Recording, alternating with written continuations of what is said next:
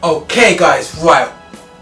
We kind of like talking about why crowds are getting smaller at gigs.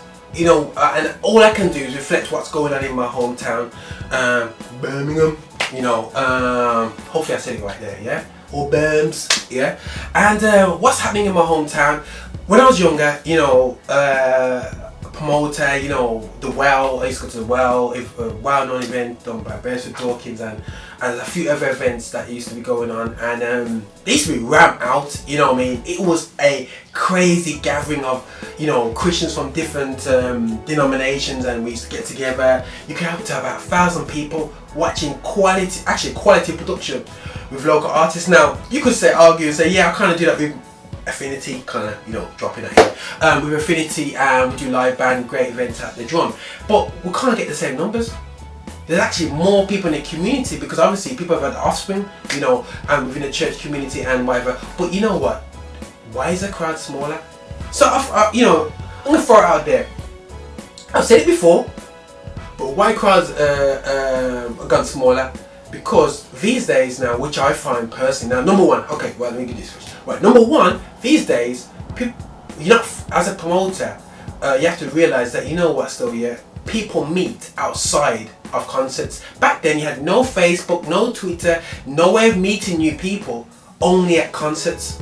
So concerts are not just a great event, but also it's a way for people to socialise and to meet new people. So once you've locked that off and people can link people, as a young guy, you want to meet a young lady who's a Christian, just go on Twitter or Facebook, and they can actually see her and go, okay, that's alright still. Do a little message on Messenger, and she's like, okay, cool, you start. So you don't need to go to a concert, so you're taking out that element. So for me, the social interaction element is not needed anymore for concerts. So I'm like, oh my gosh, I've just lost the audience because they don't need to link somebody else. So I'm using not really good phrases here, but to meet somebody else, not link, meet somebody else at the concert. So that's number one. I feel that the social element now has gone out the window now because of thanks to social networks. Great and fantastic they are as a promotional need. We're actually taken away from concerts that you don't need to be at a concert to meet people.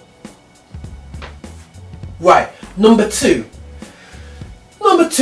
is that when I was 20 years ago, going to as a promoter, you're competing against maybe church events. Nowadays, you're competing against when I was youngster, you weren't allowed to go to certain gospel artists, let alone secular artists. But nowadays, people go to see secular artists. Now, what happens now is actually you've opened up that we're actually competing against not only gospel other gospel events, but we're actually competing against secular events. So what I'm finding now, that young people, they go to Wireless, they go to Beyonce concert, they go to see artists whenever they're coming around or whatever. This is not a debate about whether it's right or wrong. It's reality is that you are now fighting and competing against events within a field which we never had to compete against. So that's what you have to recognise when you're doing your promotions and stuff. But you're not just competing against other gospel concerts and events, yeah? So that's why, for me personally, when it comes to Affinity, I'm looking at the highest level event out there, full stop, whether it's in the gospel field or the secular field.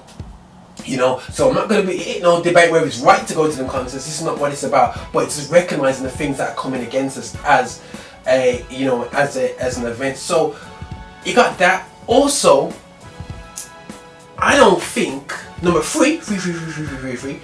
I actually don't feel that we actually support each other properly. We just see it as, okay, right, concerts are just there, chart artists shouldn't be get paid, and we have this mentality about, we don't want to pay artists or promoters shouldn't get paid and all this business. But it actually shows it's a stressful job doing music. It's a costly job, nothing's free. The cameras that I'm utilising now, I could buy a car with just to record this vlog. Yeah, so it actually shows this thing costs money, and let alone, what scares me is that we don't actually value people's input when it comes to gospel, producing the gospel. That's the good news of Christ. Yeah, we'd rather go to a secular event and spend 30, 40 quid, 60 quid to go and see, maybe even up to 100 quid to send our children, or to go with our children, or to go ourselves to a a non-gospel event, but when it comes to gospel, we think £10 is too much. It's kind of like peak.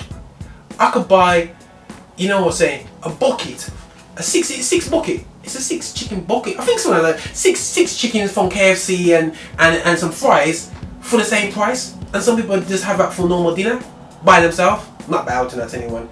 But so for me, it's a case of, hold on a second, do we actually respect and value people's input? You know what I mean? I see it as I'm not doing personal, but I see it as a personal disrespect, guys, that no one can really want to invest into us as a gospel industry. So guys, stop being so Scrooge and stingy. Please invest in us. We're trying to do a little thing here, yeah? But to be honest, guys, I'll do it whether you support me or not, because this is my passion, this is my heart, and I'm just trying to get the gospel out of there through any means necessary. So we'll do it anyway, but please recognize we need your support. We need crowds to grow. We need crowds, and we just need you to understand that it's the bigger picture, please. You know what I mean? Not just artists and people behind the scenes. We want to get the bigger picture across, yeah? God bless. I could go on more further, but I'm going to cut it now because you probably cheesed off of me already. God bless. Roger now.